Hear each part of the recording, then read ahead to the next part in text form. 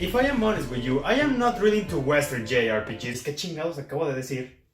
Unos momentos después... I'm not really into Western RPGs. Skyrim, Mass Effect, Diablo. I never played any of those games. And I certainly have no interest in playing them anytime soon. But there's one I actually really enjoy. So much to the point where I beat it twice and I even got the Platinum Trophy. That's right, it's the award-winning game developed by CD Projekt Red.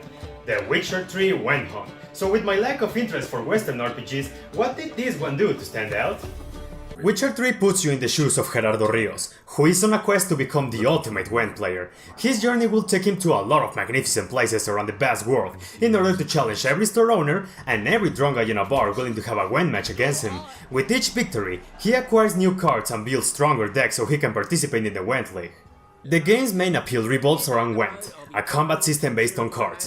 Think of it as Kingdom Hearts' Chain of Memories, but actually fun. In Gwent, you become the leader of an army that you must clash against your adversary in a mortal struggle for ultimate supremacy. There's a number of different factions you can choose from, each one offering unique tactics and abilities and can turn the tables in battle. You can build a deck about monsters who come together at the same time to deliver nothing but brute force. You can choose the Nilfgaardian Empire or the Northern Realms for more straightforward plays. Or maybe you might prefer to use the Scoia'tael Elves, who are very flexible in battle.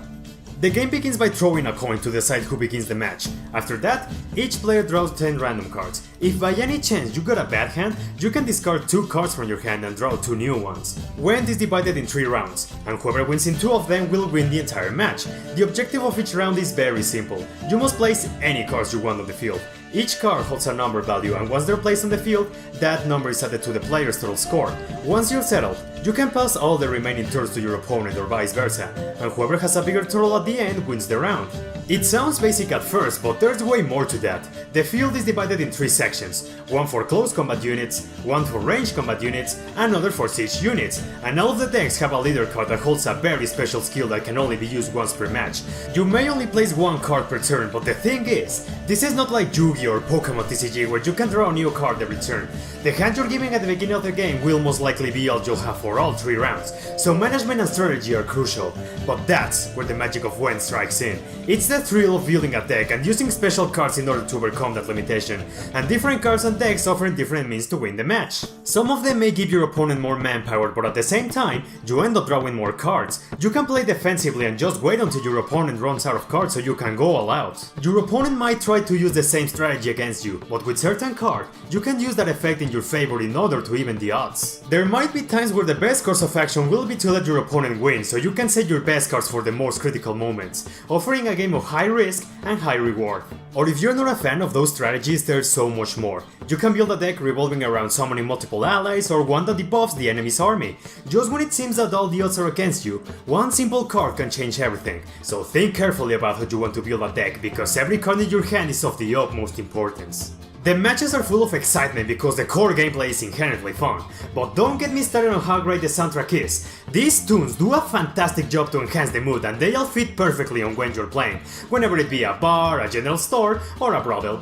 And visually speaking, well, the board is nothing spectacular. There's at least a decent amount of visual feedback to tell you what's happening on the field, but it could have been more exciting. But outside of that, the cards themselves are colorful. They all come with a very detailed drawing of Gerardo's best friends, Tracy's best girl, don't at me, and each one of them tells a story. This poor fucking infantry, I empathize with him really hard. Witcher 3 is simply fantastic. Its main issue is that the pacing is quite slow at first. It's understandable to start as a newbie, but your initial deck is not really good, so new players might struggle to win matches and get money to buy better cards. But after all that, you will find a fantastic RPG that will make you approach any store owner so you can challenge them to a Gwent match. And another cool thing about this game is that there's also a full minigame with its own story and different combat mechanics. In this story, Gerardo must assault young women so he can take their money to buy more Gwent cards. But then he comes across his mortal enemy known as the Crimson Asshole, who is on an evil mission to conquer the